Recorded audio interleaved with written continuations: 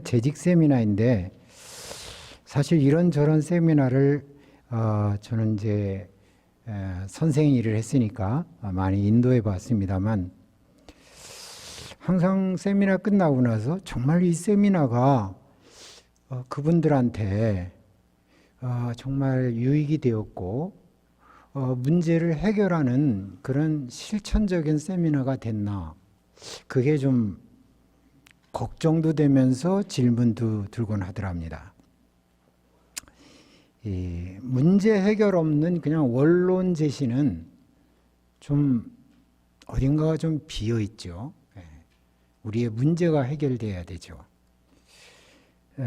그래서 제가 여러분 그 종이 드린데 거기다가 이렇게 첫 질문을 드렸는데 이 질문부터 시작할게요.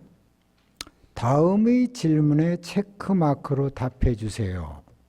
오늘 재직 직분 수행을 위한 7대 원리 들어가기 전입니다. 1번 질문. 나는 내가 재직으로 혹은 성직자로서 교회를 섬기는데 아무런 문제를 느끼지 않고 오직 기쁘고 감사할 뿐이다 한 사람은 거기다 체크 해주시면 됩니다. 쉽죠? 두 번째는 직분이 감사하긴 한데 때론 너무 무겁고 여러 가지로 어려움을 느낍니다 라고 하면 거기다 체크 이렇게 해주시면 됩니다. 1초면 되겠죠? 자, 제가 한번 물어보겠습니다. 1번에다 체크하신 분 한번 손 들어 주실래요? 1번. 1, 2, 3. 문제가 하나도 없는 분들. 이야, 감동스럽습니다. 예. 목사님 부럽습니다. 나는 우리 교회에 있을 때 아무도 안 들더라고요. 그럼 그래요? 목사님 2번이에요? 문제가 있네 이거. 나머지 분들은 아마 2번에다 쓰시라고 생각이 드는데 만약 2번에 마크를 했다면 그 어려움이 뭡니까? 그 어려움에 대해서 조금 구체적으로 한 3분 시간을 줄 테니까 적어 보세요. 나는 재직 수행하는데 이런 부분이 제일 어렵더라. 뭐가 어려운지 한번 지금 3분 줄 테니까 간단하게 기술해 보세요. 적어 보세요.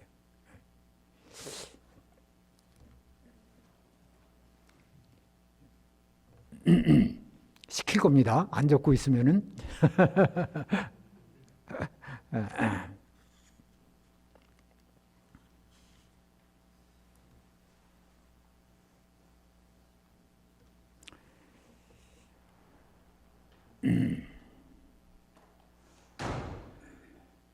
제가 찬송가 1절 마치는 동안에 끝내주세요. 예수로 나의 구주 삼고 성령과 피로써 거듭나니 이 세상에서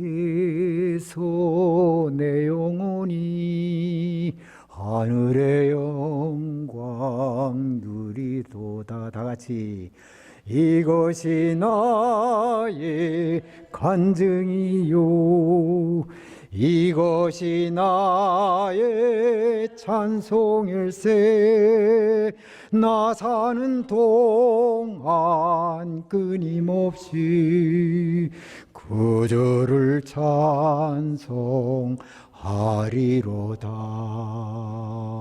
아멘.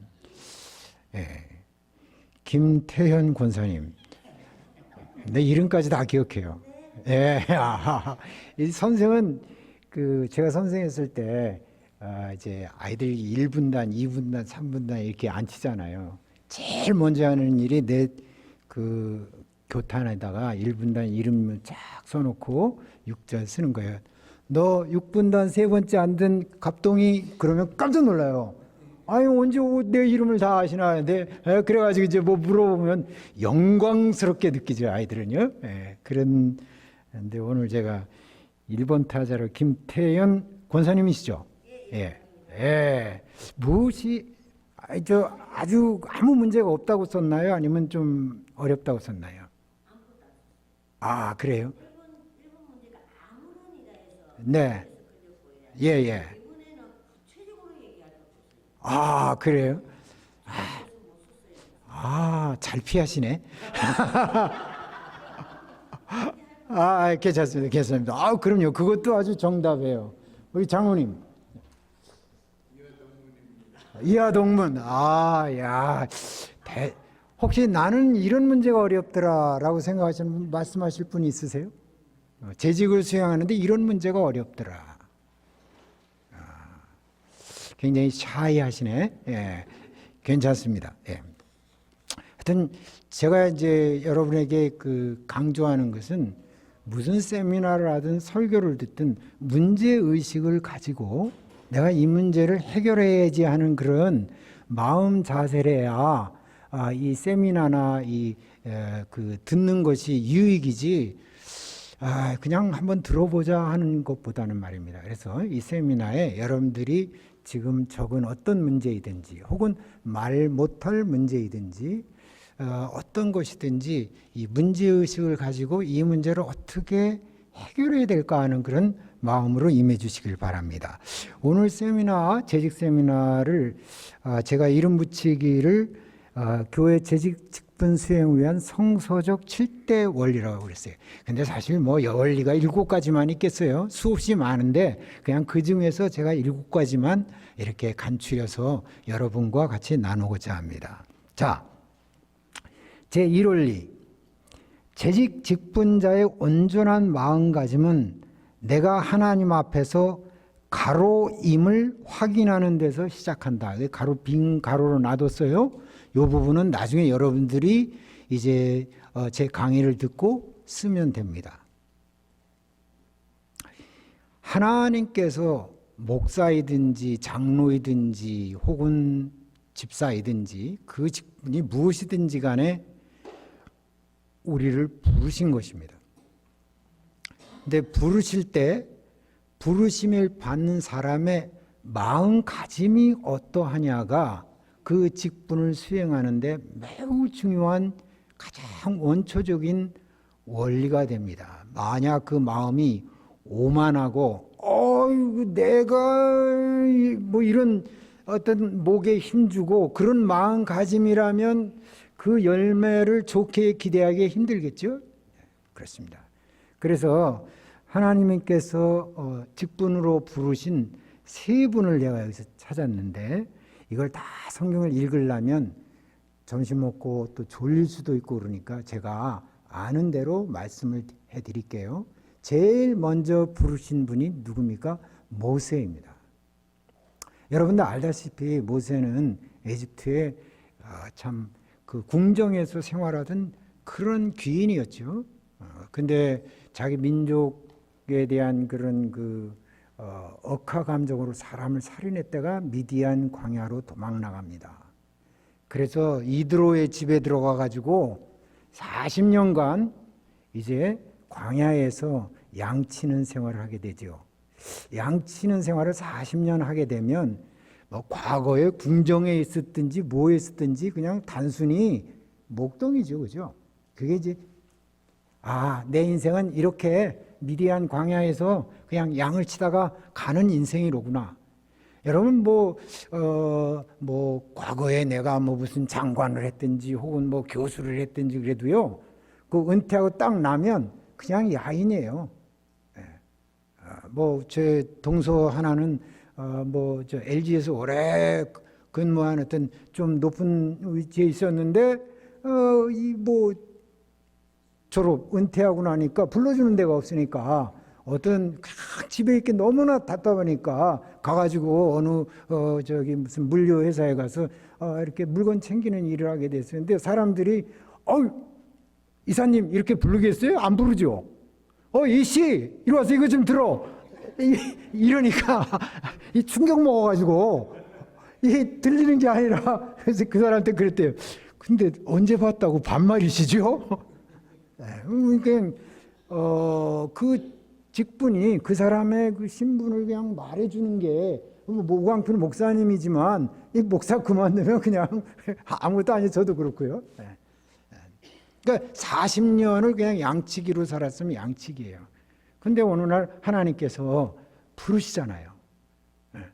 근데 부르시는데 그 떨기나무 아래에서 그냥 불이 나오면서 너 신발 벗어 이놈아. 이놈아는 안 했어요. 왜요? 거긴 거룩한 땅이야. 그래서 이제 부름이 시작되잖아요. 근데 이 양치기한테 하나님이 대뜸 너 내 민족을 애굽에서 끌고 나가는 지도자가 되라 그러는 거예요. 황당하지 않겠어요? 난 지금 살인자 누명이 아니라 그게 무서워서 그래서 40년간 숨어 사는데 날들어 거기 가서 왕한테 가서 내 민족 내놔 하라니까 들리겠어요? 안 들리죠. 아이, 뭐 말도 안 되는 얘기입니다. 그런 얘기를 하죠.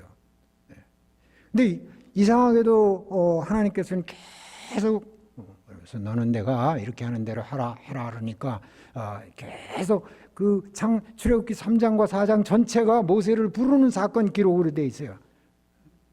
모세가 하도 답답하니까 그럼 다른 사람들이 물어보면 누구라고 할까요? I am that I am. 나는 스스로 있는 자라고 얘기해라. 그러니까 하나님과 대면합니다. 그래도 뭔가가 이게 아닌 거 나는 아무것도 못해요. 그러니까 너 그 지팡이를 한번 집어봐라. 딱 집으니까 뱀이 되잖아요, 그죠? 그 깜짝 놀라가지고 떨어버리니까 다시 집어라 그래. 저 같으면 못 집었을 것 같아요. 집으니까 다시 지팡이가 됐어요. 이 하나님께서 보여주시잖아요. 그리고 네 손을 가슴에 넣어봐. 넣다 빼니까 큰 문둥이가 됐어요. 굉장히 두렵죠. 다시 넣어봐. 깨끗해졌어요. 그러니까 뭐는 거예요? 하나님의 권능이 너한테 함께 할 테니까 넌 가! 이거 아닙니까? 근데 그렇게 얘기하고 그렇게 기적을 보여주셨어도 모세는 뭐라고 합니까? 전 아니에요. 전 말도 못하고요. 이 말에는 조란 사람입니다. 그러니까 그럼 말 잘하는 사람 붙여줄게. 그렇게 하나님께서 쭉 얘기를 해도 이 모세가 마지막에 뭐라고 말하냐면 주여 보낼 만한 자를 보내소서. 나는 아닙니다. 이 얘기죠. 그쯤 되면 거기서 성경에 뭐라고 쓰냐면 여호와께서 화를 내셨다고 그랬어요. 너를 이렇게 불렀는데도. 그래서 마침내는 하나님의 명령을 따라서 이제 이도로한테 가서 장인한테 나 떠나야 되겠습니까? 평안히 가라. 그렇게 성경 기록되어 있습니다. 이 부르심, 하나님이 그 모세를 부르심 속에서 무엇을 우리는 느끼는가? 또 이사야서 6장을 보면 선지자 이사야를 부릅니다. 하나님의 막 그 천지가 진동하면서 문통이 터지고 그룹들이 막 보이고 막 그러는 상황 속에서 이사야가 화로다. 내가 이 죄인이 하나님을 보았다. 그럴 때 천사 중에 하나가 내려와서 입술을 찢으면서 죄를 사해줬다고 했죠. 그러면서 나를 왜 누가 갈고 하니까 여기 있나이다. 내가 가겠나이다. 그렇게 얘기하죠. 이것이 이제 신약에 넘어와서 예수님께서 제자들을 부를 때 갈릴리 바다에서 막 설교하시는데 베드로는 그물을 깃고 있죠. 다음을 위해서. 베드로더러 너 저 깊은 데 가서 그 그물을 던져라. 무슨 소리야. 당신이 언제 어부를 해봤어. 내가 더 잘하는데 그러지 않고 내가 밤새 그물을 던져 못 얻었지만 주의 말씀에 의지해서 내가 던지겠나이다. 막 그물이 찢어지게 됐죠. 그때 예수님이 부르시잖아요. 넌 나를 따르라. 그때 베드로가 뭐라고 하죠? 주님, 나는 죄인입니다. 나를 떠나소서. 자, 이 이사야의 부름, 모세의 부름, 베드로의 부름은 주님이 일을 시키실 때, 사역을 시키실 때 그 사역 부름을 받는 사람의 그 마음 자세를 우리가 거기서 볼 수 있어요. 어떤 공통점이 있는 것 같아요? 나는 너무 부족하고 자격이 없습니다. 이렇게 똑똑하다니까. 장로님 모르죠. 용서하세요. 또 어떤 공통점이 있어요? 그냥 우리는 성경을 보면서 이렇게 생각을 해봐야 돼요. 어떤 점을 발견해요? 자격은 없지만 순종 안 하는 것 같은데요. 보낼 만한 사람 보내요. 또 어떤 걸 볼 수 있을까요?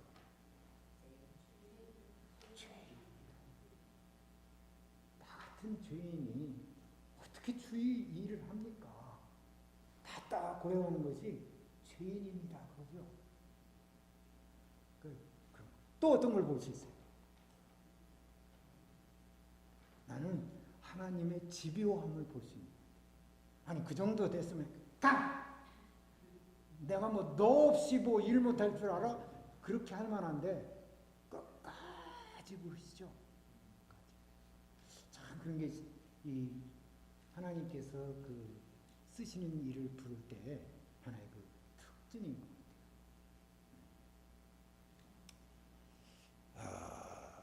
같아요. 제가 성경을 다 읽지 않고 여러분들에게 그렇게 지금 그 성경적 상황을 얘기했는데, 그렇다면 내가 하나님의, 여러분 꼭 목사만 부르심이 아니에요.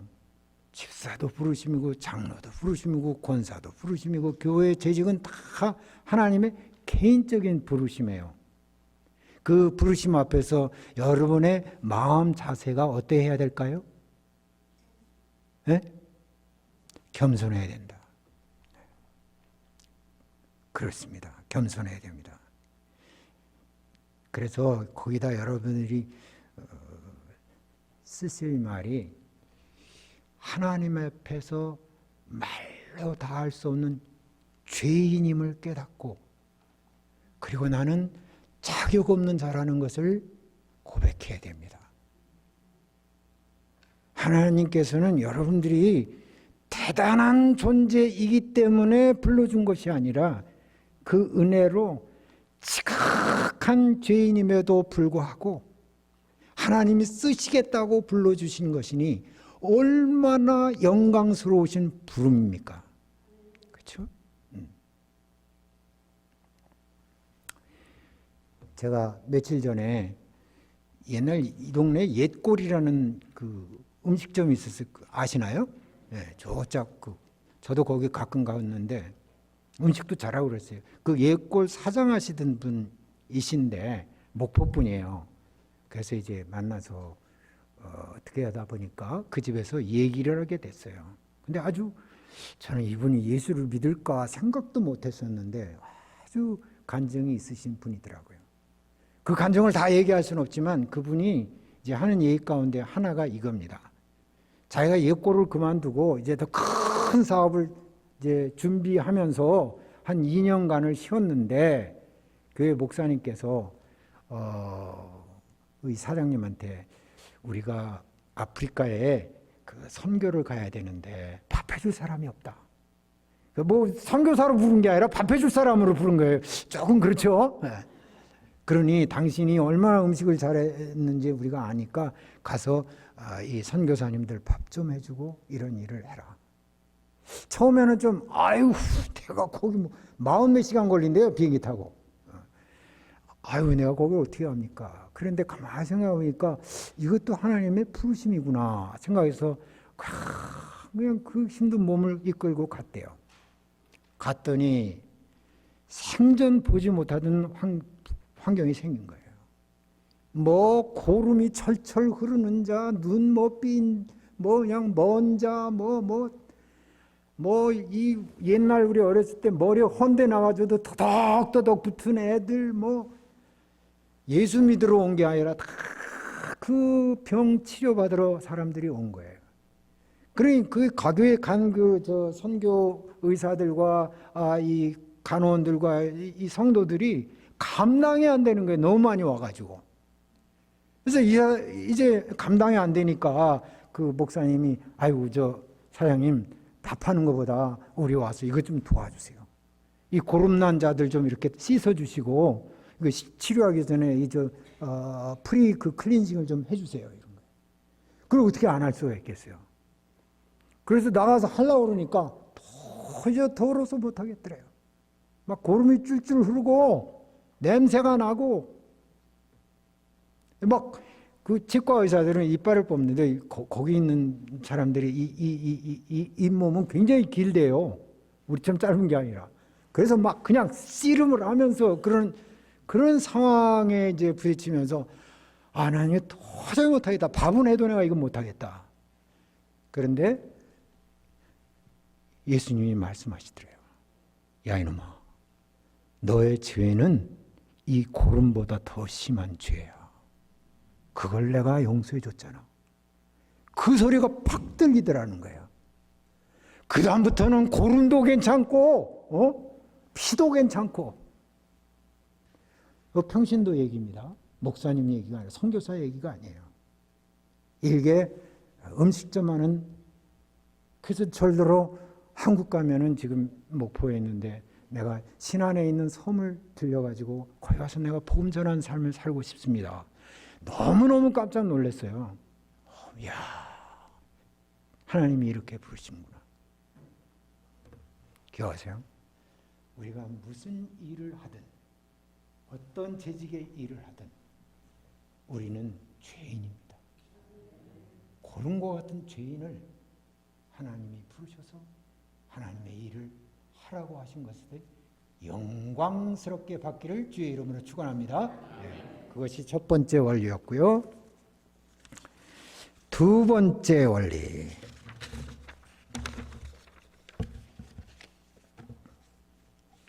두 번째 원리는 다 같이 읽어볼까요? 시작.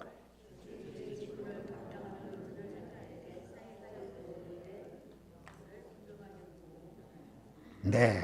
재직의 직분을 이제 감당하려면은 이 재직 직분이 운전과 비유한다면 사역 도로, 우리가 운전하는 도로입니다. 사역 도로의 가로, 즉 가로를 분명하게 운전해라, 보고 운전해라. 디모데 후서 3장 14절에서 17절 여러분들이 잘 애우는 말씀이죠. 모든 성경은 하나님의 감동으로 된 것으로 교훈과 책망과 바르게 함과 의로 교육하기에 유익하니, 쭉 이렇게 그 성경의 성경됨을 우리에게 말씀하고 있죠.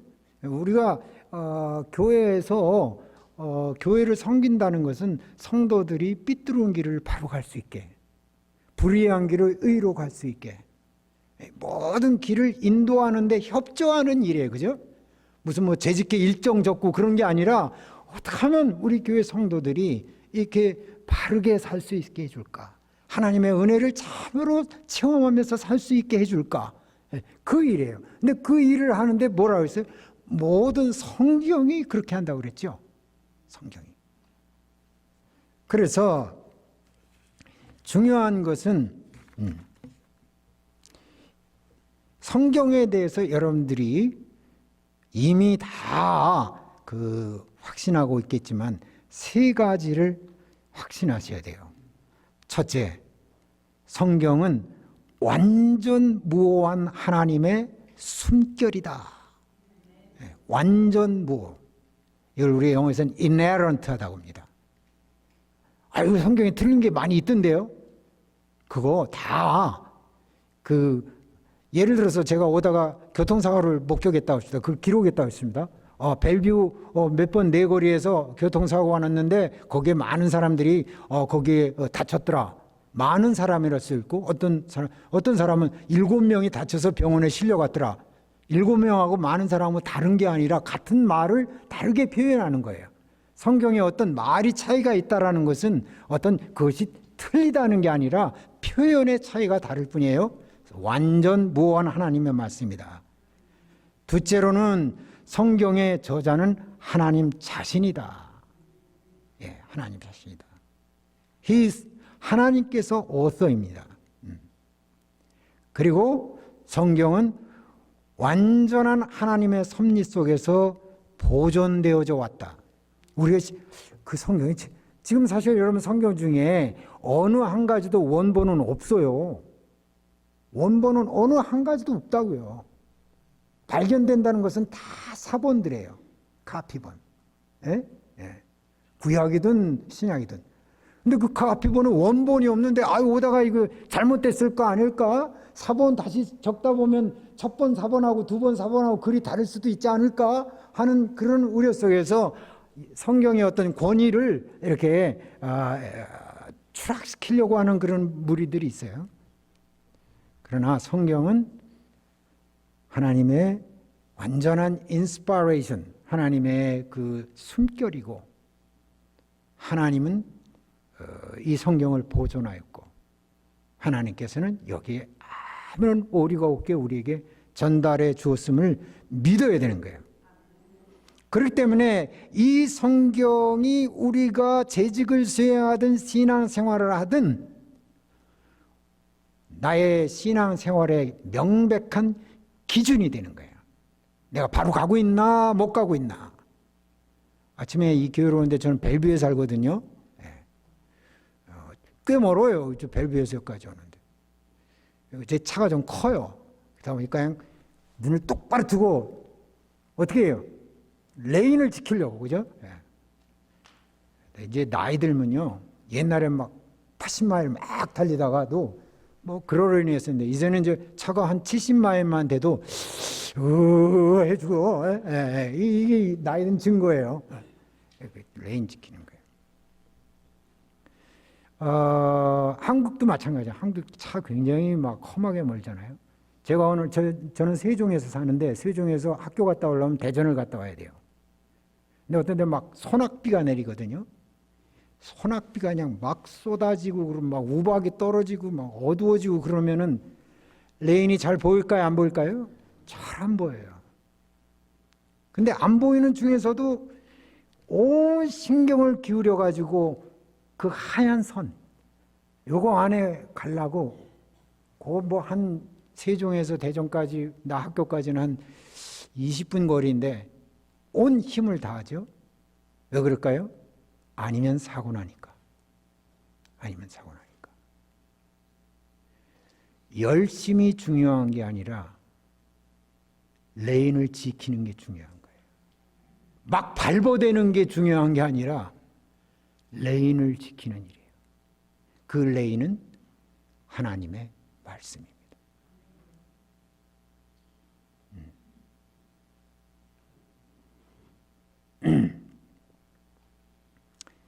이 레인에 대한 기준이 없으면 그 기준이 어떻게 되냐면 자기 경험 혹은 자기 의, 자기 생각 이게 이제 레인이 되다 보면 레인이 서로 다른 거예요.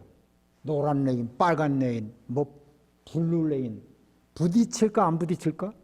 부딪히죠. 내가 옳은데 내 레인이 맞은데 이렇게 되죠. 아무도 안 맞아요. 오직 성경 안에만 레인이 있는 것입니다. 그래서 제2원리는 재직의 직분을 감당하는 운전할 땐 사역 도로의 레인, 즉 하나님의 말씀을 분명하게 보고 움직여라.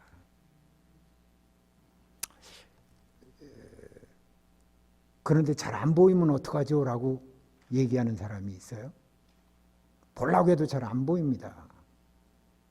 여러분 차가 폭풍우가 너무 심해가지고 앞길이 안 보일 때 그냥 달려야 될까요? 옆에 가서 쉬어야 될까요? 쉬어야죠.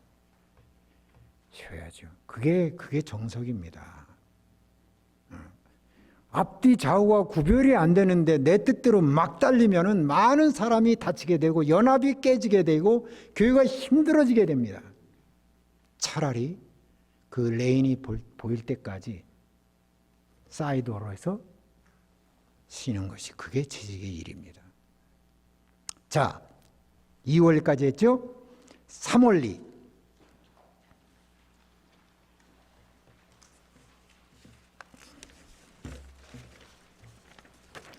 같이 한번 읽어볼까요? 시작. 성경의 내용과 지식도 중요하지만 언제나 성경 말씀에 가로를 두어라.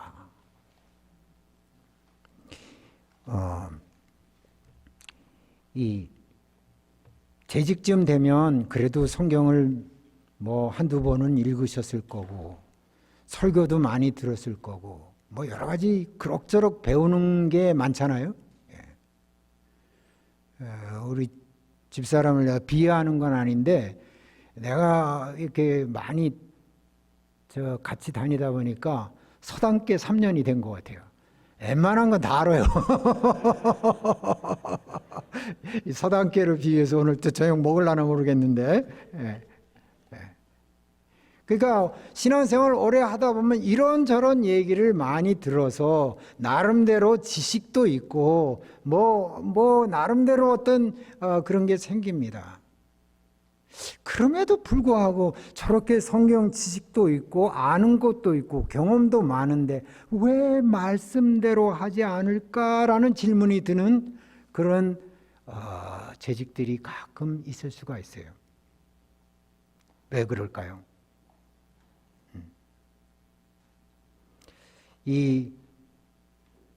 오늘 우리가 읽은 말씀에 이런 말씀 있죠. 아까 복 있는 사람은 악인의 꾀를 쫓지 아니하고 죄인의 길에 서지 아니하고 오만한 자의 자리에 앉지 아니하고. 복 있는 사람은 우선 안 해야 돼요. 뭘 하는 게 아니라 뭘 안 해야 돼. 뭐 해서 복 받으려고 하지 말고 좀 안 할 걸 안 하면 일단 복이 들어와요. 그 다음에 주신 말씀이 뭐죠? 여호와의 율법을 주야로 묵상하기 전에 즐거워하고 그거죠. 이게 키예요. 여호와의 법을 묵상하여 많은 지식을 가진 자라 될지니라. 그게 아니라 the priority가 뭐예요? 즐거워하라. 아무리 지식이 많아도 여호와의 율법을 즐거워하지 아니하면, 나는 이 즐거워하지 아니함을 다른 말로 말하면 진정성이 없으면, 진정성이.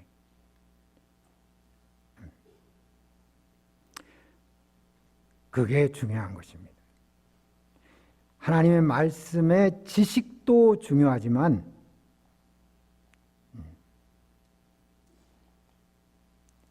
내가 하나님의 말씀을 진심으로 즐거워할 수 있는,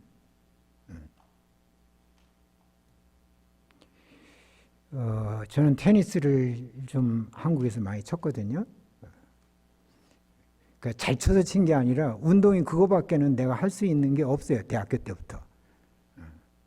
그 테니스 치는 사람, 요새 오늘 난 도대체 오늘 그 날짜를 잘못 잡았어요. 오늘 저 US 오픈 마지막 날인데 그냥 목사님 때문에 와서 그것도 못 보고 지금 어떻게 된다 모르겠는데, 즐거워하면요 라켓이 막 보여요. 왔다 갔다. 즐거워하면. 아주 저렇게 치나. 막 속도 상하고요. 아니 너 겨우 그렇게 못하나, 좀 발짝을 좀 움직이지. 모든 생각이 거기에 가게 돼 있어요. 그죠? 즐거워하는 사람 특징입니다. 골프 치시는 분들이 계신지 모르겠지만 요새 우리나라의 그 탑골 공원에 하도 노인들이 장기 바둑을 많이 둬가지고 다 청소해 버렸어요. 못 오게. 그래서 지금 요새 좀 사회 문제가 되고 있는데, 그나마의 놀이를 갖다가 그렇게 없애냐고 그래가지고 막 좀 분을 내시는 분들도 있고, 참 그게 참 뭐라고 말해야 되나, 그 애절한 마음이 들어요. 아마 장기 바둑 주는 사람은 들어놓으면 바둑알이 왔다 갔다 할 거예요. 까만 거 하얀 거 이게 다. 그죠? 하나님의 말씀에 대해서 우리가 즐거워해야 됩니다. 진정성이 있어야 됩니다. 건성으로 해서는 안 됩니다. 제가 오늘 설교에서도 말했지만 바리새인들과 사두개인과 이런 사람들이 특히 말씀의 지식에 대해서는 제자들 저리 가라예요. 모세오금 줄줄이 외우는 사람들이에요. 근데 진정성이 없는 거예요. 그 말씀에 대한 애정이 없는 거예요. 그러니까 계속 외식으로 도는 거예요. 재직을 사랑함에 있어서도, 재직 일을 함에 있어도 하나님 말씀에 대한 애정, 진정성, 사랑, 이게 있어야 그 말씀을 자세히 보게 되고. 그래서 사도 베드로는 바울은 그렇게 말하잖아요.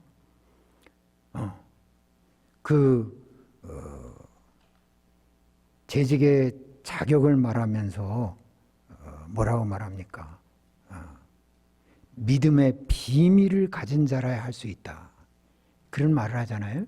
믿음의 비밀이라는 게 뭐겠어요? 말씀을 깨닫는 understanding이 있는 거예요. 여러분들 가끔 가다 보면 참 그렇게 이해를 못 하실까 하는 분들이 있죠. 비밀이 없기 때문에 그래요. 말씀의 비밀이 있어야 되는 거예요. 시편 10편에서는 이 말씀을 금 정금보다 사랑한다고 이렇게 시편 기자는 말하고 있죠. 금보다, 정금보다. 연금 주식 펀드가 있는 사람은 아침에 일어나자마자 아마 그 주식 마켓을, 아니 골프 치다가 어떤 사람은 뭐 봐? 그러면 골프는 안 치고 뭐 보면은 뭐가 얼마, 구글이 얼마, 그거 보느냐고요? 정신이 없어요.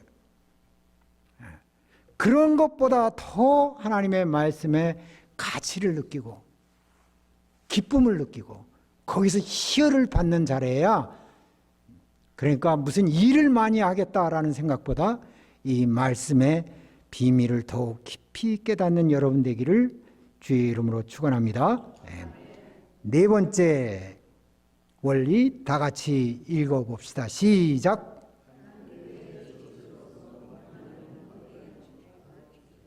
네, 한 교회의 재직으로서 분명한 행동의 가로를 지키라.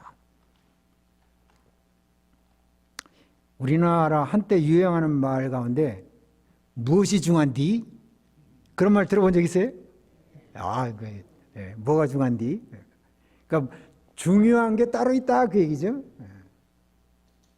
그건 다른 말로 말하면 우선순위가 중요한 순서대로 돼야 된다 그 말이죠.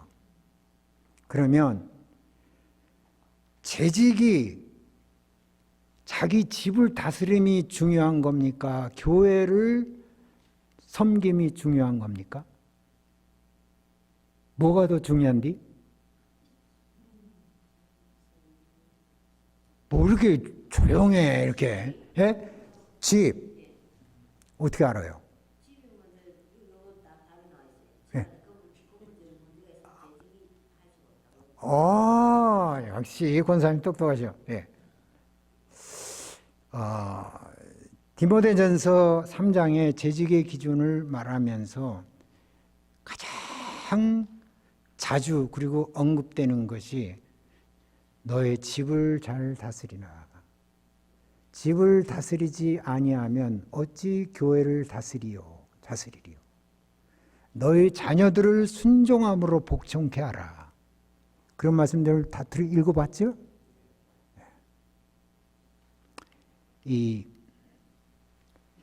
제가 아직도 살아계신 우리 집안의 고모 어른이신데 연세가 이제 90살 한참 됐습니다. 90 후반쯤 됐어요. 그 고모부는 이미 세상을 떠나셨죠. 고모부는 옛날에 시계를 등어리에다 짊어 다니면서 그 동네 이 장사하는, 세상 말로 말하면 장사치예요. 그래서 시계 등어리다 괴종시계 등어리 업고 다니면서 동네 뭐 물건 팔고 그래가지고 집에 들어오는 거예요. 근데 이 고모는 아주 지식인이에요. 뭐 유학파에다가 여기 유학이 아니라 옛날에 그 유교 학문 한문에 모르는 바가 없고 아주 똑똑하신 어른이에요. 근데 그 어른이 예수님을 믿게 됐어요. 사실 예수님을 믿게 된 것도 그 딸이 그 연탄차에 치여가지고 이 세상을 떠나는 바람에 예수님을 믿는 계기가 됐죠. 근데 이 남편이 예수를 믿겠어요? 안 믿죠. 피곤하고 죽겠는데 일요일 날도 물건 팔러 짊어지고 나가야 되고 그러는데. 근데 지금은 권사님인데 그분이 평생 하신 일이 뭐냐면 오시면 남편의 발을 따순 물로 데펴드리는 거예요. 그 텐마루에 앉으라고 해놓고 아이고 싫어 그러면 아니야. 그 찌그러진 양은 대야에다가 물을 연탄불로 데펴가지고 씻어주는 거예요. 오늘 수고했어요, 여보. 그분이 제가 사는 미국에 두 분이 오셨어요. 얼마나 신앙이 돈독해지셨는지. 먼저 하나님 나라에서. 그 좋지 않은 병에 걸려가지고 그럴 때, 에이, 하나님 나라 가는데 내가 뭘 걱정이야. 그 믿음이 아주 그냥 단박해요. 제가 뭘 말씀하려고 그러냐면, 집안에서 잘 하셔야 됩니다. 집안에서 잘 하면서 교회를 섬겨야 됩니다. 자녀들을 잘 다스리면서 교회를 섬겨야 됩니다. 네? 네. 남편이야 밥을 먹든 말든, 애들이야 들어오든 말든, 나는 교회에서 이거 봉사해야 된다, 그거 아니에요. 그렇기 때문에 재직의 일이라는 게 그만큼 사실 피곤해요. 집안도 잘해야지, 자녀들도 잘 가르쳐야 되지, 남편도 잘 섬겨야지, 그러면서 교회 여러 가지 일들을 해야 되지. 저도 목회를 해봐서 알거든요. 그래서 저 산호세에서 목회할 때, 아니 제가 교회 저 목양실에 있게 되면은 여짓 사람들이 아침부터 와서 저녁까지 노닥거리고 있는 거예요. 이게 노닥거린다고 해서 미안합니다. 뭐 날더러 와서 밥 해가지고, 목사님 밥 좀 드세요. 그러면 나는 입이 이만큼 나와가지고 안 먹어. 왜 그럴까요? 집에 가서 애들이 이제 올 텐데 What are you doing here? 저는 좀 속상했어요. 물론 교회가 어려울 때, 청소해야 될 때, 이럴 때 벌벗고 나서서 하는 거 매우 중요하죠. However, 집안이 똑바로 해야 돼. 그래야 하나님께 영광을 돌려드리는 거예요. 그렇죠? 믿지 않는 사람들이 재직이라, 장로라, 권사라 하면서 집에 가면 그야말로 무슨 오븐천처럼 해놓고, 그러면 그거 하나님 믿고 싶겠어요?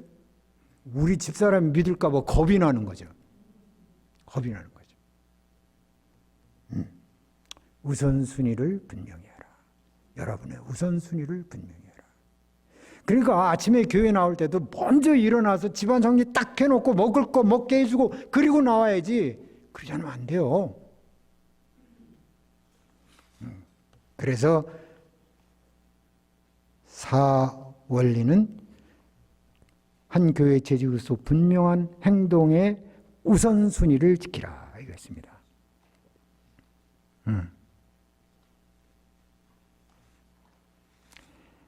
자, 제5원리 다 같이 읽어볼까요? 시작. 재직의 위치는 가로이 아님을 명심하라.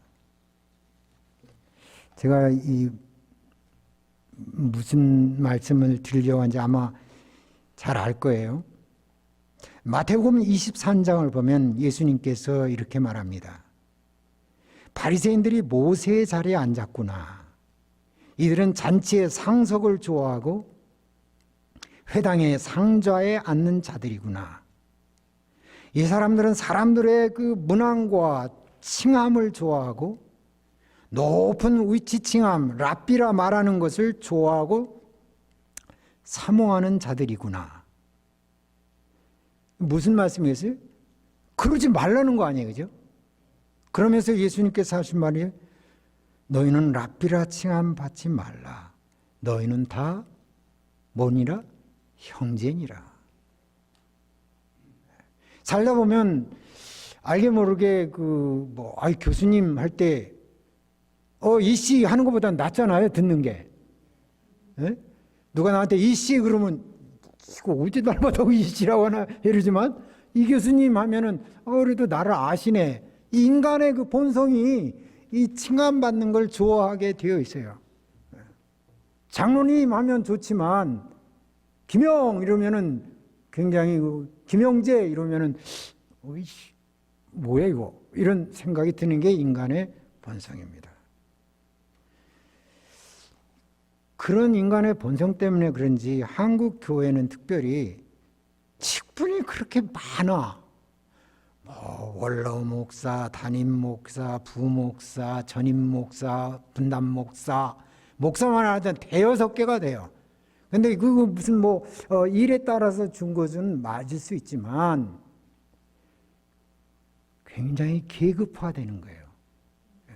이렇게 1등 상좌, 2등 상좌, 3등 상좌. 계급. 직분은 뭐가 아니다? 계급이 아니다.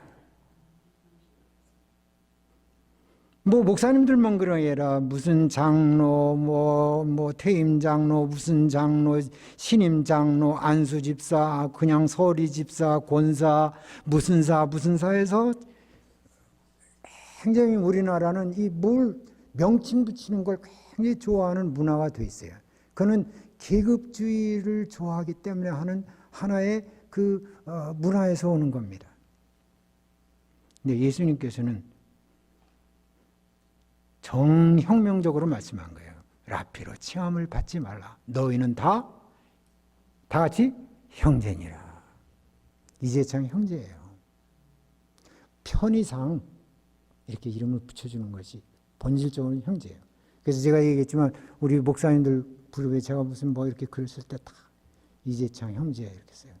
아이고 교수님 왜 교수님이라고 안 쓰고 형제라고? Because I am your 형제.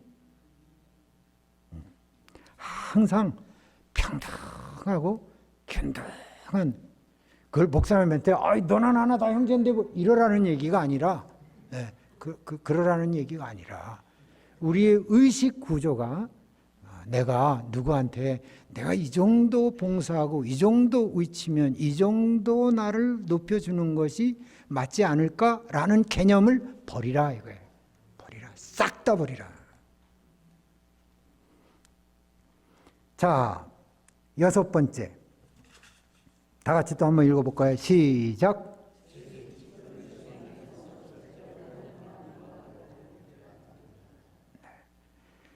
재직 직분을 수행하면서 절대로 하나님과 가로하려 들지 말라. 사도행전 8장 20절에 보게 되면은 그 바울이 이제 복음을 전하는데 바울이 막 성령 주는 것을 보면서 그 동네에 이런 구리장색 같이 뭐를 이렇게 만들어서 팔던 자가 시몬이라는 사람이 있었는데 그 시몬이 야 저거 대단하네. 그래가지고 바울을 따라다니면서 믿기로 작정하고 막 그러면서 그 마음속에는 저 바울의 저런 능력을 나도 가져야 되겠다라는 그 욕심이 생겼죠. 그러면은 큰 횡재할 것 같다. 그래서 기다리다 못해서 어떻게 합니까? 내가 돈을 줄 테니까 그 성령 은사도 나한테도 좀 인계해. 베드로에게. 그러니까 베드로가 그 말을 듣고 굉장히 분노하면서 내가 하나님의 선물을 돈으로 사려 했느냐. 악하다. 패망받아 마땅하다. 이렇게 정죄하는 장면이 사도행전 8장에 기록되어 있습니다. 사도행전에 보면 여러분이 잘 아는 대로 아나니아와 삽비라가 자기 그걸 팔아가지고 자기 전답을 팔아서 몰래 일부는 숨겨두고 일부는 갖다 두고서나 이렇게 좀 인정받으려고 하는 그런 장면에서 비참한 그런 결과를 초래하는 것을 초대교회에서 최초에 있었습니다. 무슨 얘기냐? 우리가 많은 경우에 신앙의 초기에 막 그 질병이나 혹은 여러 가지 절망 속에서 에이 그래 예수 한번 믿어보자. 믿어보면 이 질병도 떠날 수 있겠지. 그래 예수 한번 믿어보면 이 사업 망한 데서 내가 일어날 수 있겠지. 그런 요행 심리를 가지고 교회에 오는 사람들도 더러 있습니다. 죄를 깨닫기보다 내가 이렇게 하나님께 헌금 드리면, 내가 이렇게 하나님을 열심히 봉사하면 대한 대가가 오지 않겠어? 이게 뭡니까? 하나님과 거래하려고 하는 겁니다. 내가 이만큼 바칠 테니까 당신 저만큼 주셔야 됩니다. 만약 안 주면 안 됩니다. 이게 뭡니까? 이게 봉사가 아니라 이건 거래예요. 간혹 재직을 잘못 이해해서 내가 이렇게 어려운 중에서도 이렇게 교회를 섬기고 이렇게 내가 헌금을 했고 내가 이렇게 사람들에게 드림을 드렸고 헌신을 했으니까 하나님 적어도 이 정도는 베푸셔야죠 라는 기대심리. 저희 장로님이에요. 지금 현재는 뉴저지에 살고 계신데 여기 온누리 교회 장로님 목사님도 잘 아시더라고요. 장로님이신데 그 장로님의 그 처남이 내가 살고 있는 공주의 그 충청도 교육자 교육위원회 의장이었어요. 굉장히 높은 건가 봐요. 그것도 막 선거도 하고 막 그러나 봐요. 근데 그 부인이 예수님을 잘 믿었어요. 근데 이 사람이 아주 그냥 유교에 아주 흠뻑 빠져가지고 아이고 예수 믿는 건 자기하고는 아무 상관이 없는 거예요. 그 부인만 이렇게 열심히 교회를 나오는데 그 사모님께서 암에 걸리실 거예요. 막 다 죽게 되신 거예요. 그러니까 이 남편이 아유 이거 안 되겠다. 이거 어떡하지? 그래서 하나님 앞에 6개월 새벽기도 작정을 한 거예요. 이 사람이 교회도 잘 안 나오던 사람이 아주 그냥 1분 1초 안 틀리게 새벽기도 나와가지고 6개월 동안 열심히 교회 나왔어요. 그런데 그 목적이 뭡니까? 내 부인 살려주세요. 내가 이렇게 하면. 근데 그 사모님이 마침내는 암으로 돌아가셨어요. 그 다음서부터는 발길을 뚝 끊었죠. 그래서 이제 이 장로님, 제가 지금 얘기하는 온누리의 장로님이었던 제 사돈이 찾아가서 그냥 마음을 좀 이렇게 열게, 그게 참 마음 아픕니다. 그랬더니 그 어른이 하는 얘기가 자네 하나님 나한테 실수했어. 실수했대요. 내가 이렇게 해줬으면 뭔가 있어야 되는데 이게 뭐냐. 그래서 말도 못 꺼내고 왔다고 저한테 그런 얘기를 해요. 사람들의 마음속에는 누구나 이렇게 해주면 그거에 대한 응답과 보응이 있기를 기다립니다. 저는 얘기합니다. 여러분들이 교회를 열심히 섬기고 하나님을 지극히 사랑하여 헌신을 다할 때 하나님이 축복하시는 건 맞습니다. 그러나 거래하지 마십시오. 그런 것을 기대해서 뭐를 하지 마십시오. 내가 하나님을 섬기는 것은 나 같은 고름투성이의 죄인을 부르셔서 쓰시는 것에 감사하고 감동해서 내가 하나님 앞에서 내가 헌신하는 것이지 뭐를 바라는 것이 아닌 것입니다. 목사님에도 마찬가지예요. 목사님, 내가 목사님 위해서 이렇게 해주었는데 저도 목회해봐 알거든요. 그런 마음을 제가 이해해요. 정말 헌신하고 목사님의 사역을 위해서 해줬는데 때로는 목사님도 뭐 더 잊어버리잖아요. 저 휴스턴에서 했더니 목사님 자기 얼굴 똑바로 안 봤다고 나를 무시하는 거냐고 그러시더라고요. 아니 똑바로 어떻게 맨날 똑바로만 보고 합니까? 옆으로도 볼 수 있지. 성도들은 그런 게 아니에요. 목사님이 이렇게 해주면 나를 좀 특별하게 생각해 줄 거지라는 생각이 있기 때문에 목사님 나갈 때 나를 똑바로 안 보셨습니다. 전 똑바로 보려고 노력합니다. 근데 그것이 우리 성도들의 연약함이에요. 여러분들은 봉사하시면서 이름 없이 빛도 없이 소리 없이 그저 하나님께만 드리는 재직들 되기를 주의 이름으로 축원합니다.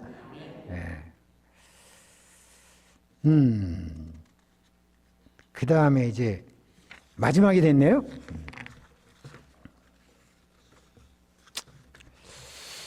7번 일곱 번째 원리입니다. 다 같이 시작.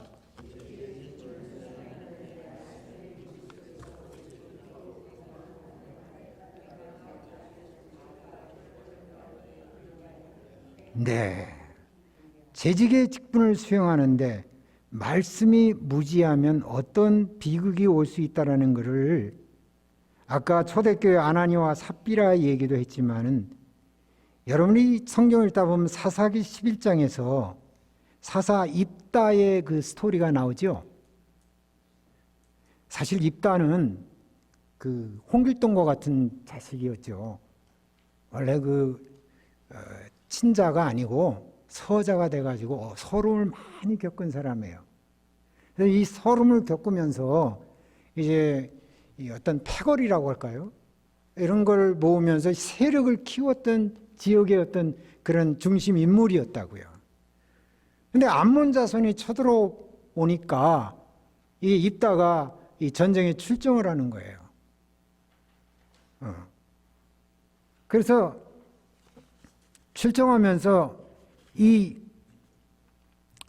암몬 자손과의 전쟁의 승리를 서원하면서 어떤 서원을 하냐면, 하나님, 내가 이 암몬 놈들을 쳐서 죽이고 돌아오면 하나님, 내가 돌아올 때 그 서원으로 내가 처음 만나는 사람을 하나님께 헌신하겠습니다. 인신 헌신을 이렇게 인신 제사를 갖다가 서원하는 거예요.